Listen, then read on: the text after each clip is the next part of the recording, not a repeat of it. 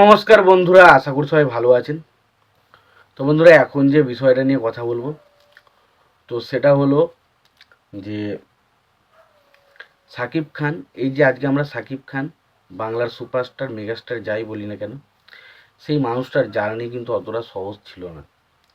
তো আজকে হঠাৎ করে আমি ফেসবুকে স্ক্রল করতে করতে একটা রিপোর্ট পেলাম। সেখানে দেখলাম যে সাকিব খানের পোস্টার দিয়ে আছে কোনো পুরোনো খবর কাগজের মতো, এবং সেখানে সাকিব খানের বিষয় নিয়ে একটু বর্ণনা করেছে এবং সেটা পড়লাম।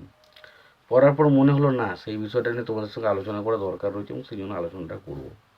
তো আজকে যে সাকিব খানকে নিয়ে আমরা আলোচনা করছি, এত বড় একজন স্টার, সে অ্যাকচুয়ালি কিন্তু সেরকম জায়গায় ছিল না। প্রথমে প্রথমে একটা জায়গা রয়েছে যেখানে সাকিব খান সিনেমার কাজ করেছে এবং পরিচালকের কাছ থেকে এসছে তার পারিশ্রমিক 4 জন, এবং সেখানে এসে তাকে ঘন্টার পর ঘন্টা বসে থাকতে হয়েছে, তাকে ঘুরে বেড়াতে হয়েছে। এবং এফডিসিতে যারা আসছে, মানে তারা আসে, তারা ভাবছে যেহেতু সাকিব খানের কোনো কাজ নেই, কর্ম নেই, তাই এখানে ঘুরে বেড়াতে এসছে, এরকম একটা বিষয়বস্তু। এবং সাকিব খান সেই সময় রাগে ক্রোধে প্রচণ্ড কষ্ট হয়েছে, তারপরেও সে কিন্তু কাউকে কিছু বলতে পারেনি, তার কারণ তার পারিশ্রমিকটা লাগবে।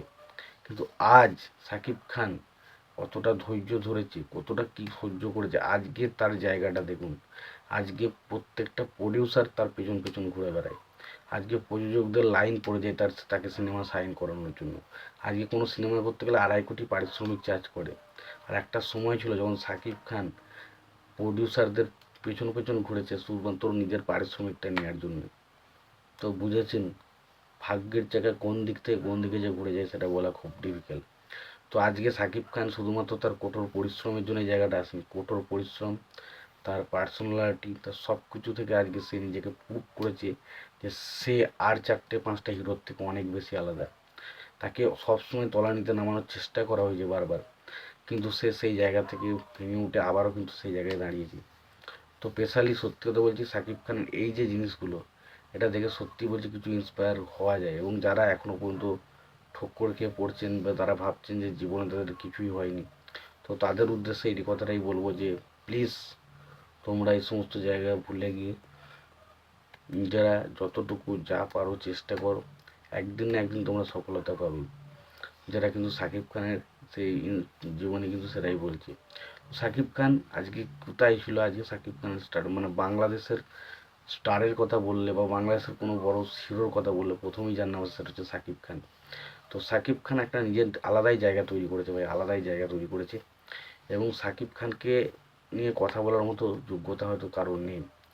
তো সাকিব খান কি বলবো, এই যে কথাটা পড়লাম, পড়ার পর সত্যি বলছি দারুণ লাগলো। এবং সাকিব খান যে এতটা কষ্ট করে আজকে যে আমরা সুপারস্টার মেগাস্টার যাই বলি না কেন যেটা বলছি, সেই জায়গাটা করতে তাকে কিন্তু এমনি এমনি চলে আসেনি সুপারস্টার বা এমনি এমনি মেগাস্টার সে হয়ে যায়নি। তার জন্য তাকে সেই পরিমাণ খড়কুটো কিন্তু পোড়াতে হয়েছে। তো তোমাদের কি মতামত এই বিষয়টা নিয়ে অবশ্যই জানিও। ভিডিওটি ভালো লেগে থাকলে লাইক কমেন্ট শেয়ার করে দেবো। চ্যানেলটা নতুন হয়ে থাকলে অবশ্যই তোমার চ্যানেলটা সাবস্ক্রাইব করে নিয়ে পাশে বেল আইকনটা অবশ্যই প্রেস করে দেবো। ভালো থেকো, সুস্থ থেকো, দেখা হচ্ছে পরে।